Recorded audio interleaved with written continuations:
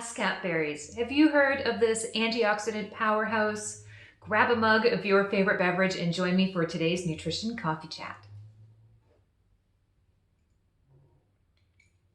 And while you're at it, click the subscription button below and the little notification bell so that you get everything you need to create healthy eating habits that stick. So yes, I know my background's a little strange today, it sounds a little strange, but you know what? We're making the best of a situation. There's considerable construction going on outside of my house, and so I found like the quietest corner furthest away from the construction on this rare day when there are no kiddos receiving schooling at home. So I wanted to connect with you today, so we're rolling with it because I wanted to chat about Haskap berries. Today I'm doing a review of this Haskap Berry Powder, and this product was sent to me for free for a review, and I want to be super clear that I did not receive any payment for today's product review. I don't receive money. I refuse to receive payment for product reviews because I want my reviews to be totally pure for you. You won't get the straight goods from myself, but hey, if they want to send me a free product, perhaps for me to review, I'll receive them. Receiving one doesn't necessarily mean I do a review because I always have your needs in mind first. But yes, Haskap Berry Powder, I received this for review, so I was like, okay, what the heck are Haskap berries? Had you heard of them before? I sure hadn't. If you had, include a little description of how the heck you heard about these berries in the comment section below. I'd love to hear how you've learned about them. From my research, what I found out is that Haskap berries are traditional from Northern Europe, Russia sort of area, Siberia. And a few years ago, they were created a version for mass production for farming here in Canada, University of Saskatchewan. And now there are people growing them commercially. There's farmers growing them across the country in various pockets around the country. And so that intrigued me. Also because Haskap berries are super high in antioxidants, particularly polyphenols, bioflavonoids, and anthocyanins. See, even dietitians, we trip on these big long words. But anyways, these are the antioxidants that you've probably heard of about things like such as brightly colored, dark colored vegetables and fruit. Things like usually the berries, dark grapes, why red wine gets the talk that it gets, cherries, things like that. And when I was looking at it, the Haskap berries are super high off the charts for this antioxidant, these classes of antioxidants, which is intriguing because these antioxidants, well, let me back it up a sec. What the research consistently shows is that people who eat the most vegetables and fruit, they have the longest, healthiest lives. And so one of the class of things that are in vegetables and fruit that researchers suspect contributes to that good health are antioxidants. Antioxidants because they help combat oxidative stress, which is theorized to be a component of the development of many different chronic diseases. Also, these ones that the Haskap berries have also work for anti-inflammatory properties. And again, inflammation, chronic inflammation specifically, is well researched and theorized to be a contributor to many chronic diseases such as type 2 diabetes, heart conditions, as well as dementia, some types of dementia.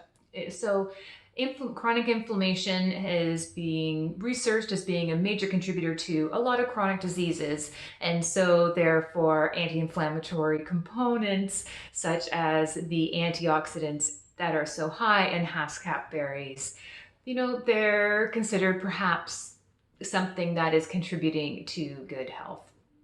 Now, the research specifically around Haskap berries, there is research being conducted, which is pretty exciting. So far, the results are quite preliminary, so tricky for me to say, yes, specifically Haskap berries will help you prevent type 2 diabetes or will help you prevent dementia. It's a bit of a leap that I'm not quite comfortable doing at this time, but it looks like, eating vegetables and fruit and lots of the richly colored ones perhaps is a major reason why people who eat the most of those have healthy lives.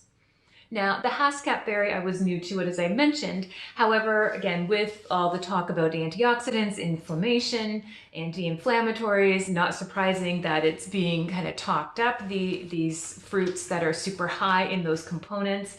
And interestingly, even though I haven't heard of them, I was doing some reading over the summer of my food and wine magazines, and lo and behold, there was a photo of Haskap berries in there. So I thought that was pretty timely. I was like, oh, okay, so I have this powder and now I know what the berry itself looks like. As far as the powder, what I quite like about it, again, grown on Canadian farms, Canadian product, hey, gotta love supporting the locals, but that this bag is pure freeze-dried berries. There are no fillers, no artificial sugars, no sugar, no colors, no fake flavors, anything like that. It's just the pure product. And let me show you a little image of that. Oh my goodness, look at that antioxidant powder. I mean, that is such a deep, dark purple. Oh my goodness. And so I did give it a try. They have some suggestions of trying it in smoothies, into a cereal, like a porridge or an oatmeal, sprinkle it onto a yogurt, or use it in baking and desserts, or in like a fruit juice. Well, I don't do the juices, but I did try it in a smoothie, and I sprinkled it on some yogurt, and yeah, it was delicious. Kind of like a blueberry type of flavor, which I really liked. I made a smoothie with some soft tofu, some plant-based milk, and half a banana and 1 teaspoon of the berry powder, and it was delicious, quite a vibrant purple color, which was pretty fun. And yeah, so I was originally interested in the product for a few different reasons. One is that, well, I trust that we will be able to be traveling again, and many people are back to traveling a lot with work and other required commitments. Well, there goes the construction. But I remember when I was on the road a ton, even myself, getting enough of those vegetables and fruit can be really tricky. And so I would bring like a greens powder with me to have in my hotel room if the day was a little shy on the vegetables and fruit. And so I was interested in something like this because it doesn't have any of the artificial or the other fillers in there. And it would give such an antioxidant boost. So I was curious about it for that purpose. And I think that would be a great way to use it. I also do my work with supporting picky kiddos who have picky eating behavior. And many of them, of course, do not love vegetables and fruit, very few of them. So I was curious about a new way to get some veggies or fruit in them. And yeah, tiny little teaspoon gives quite a bit. It's like a cup of berries. So that is an interesting idea. Now, I think with the bright color and the fairly strong flavor of the powder, you're not going to be able to hide this. You're not hiding this on the kiddos, so they're going to know it's there. But particularly for kids for whom texture of vegetables and fruit or the variability amongst different vegetables and fruit are the problem, this could be a good solution. You could put this in a smoothie for the little ones. You could, even if they eat only like a fruit yogurt, you could actually put this teaspoon in, so there's actually some antioxidants from fruit in their fruit yogurt, or in a cereal. That could be a good option for them.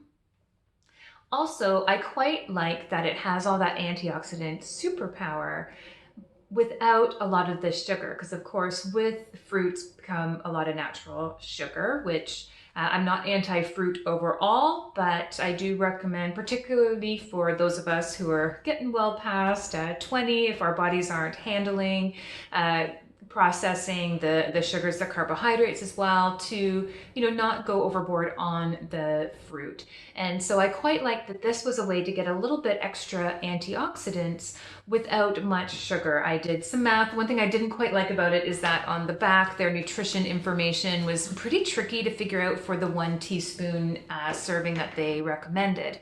But in doing my little bit of math skills, I discovered that 1 teaspoon of the powder would have about 1 gram of sugar. So very low sugar for that antioxidant boost. So I quite liked those odds, and so that's why I was happy to add that to my smoothie, where I already had a little banana in there to provide some sweetness and some of that thickness, that texture that banana contributes to a smoothie. But I don't recommend more than 1 serving of fruit at a time for most of us. So it was kind of nice to be able to get extra antioxidant boost, but still have that 1 serving of the fruit sugar in my smoothie. So as far as a product review, kind of in summary, I would say that, you know, antioxidant power, absolutely good tasting. Curious to know whether this can be that strong contributor to health. You know, that is a little bit of a weak combination, but I love the idea of adding a little bit of extra nutritional oomph when you're on the road for the picky kiddos, or without having much sugar. And it's a delicious way to do it. And hey, supporting those Canadian farmers. That's my review of this powder. If you like today's video, let me know. Click the thumbs up button. I will include a link to the Haskapa company website in the description box below this video. Well, it was great to connect with you this way, even in my strange kind of construction rumbling kitchen. I will see you again in 2 weeks' time, and in the meantime, enjoy healthy eating.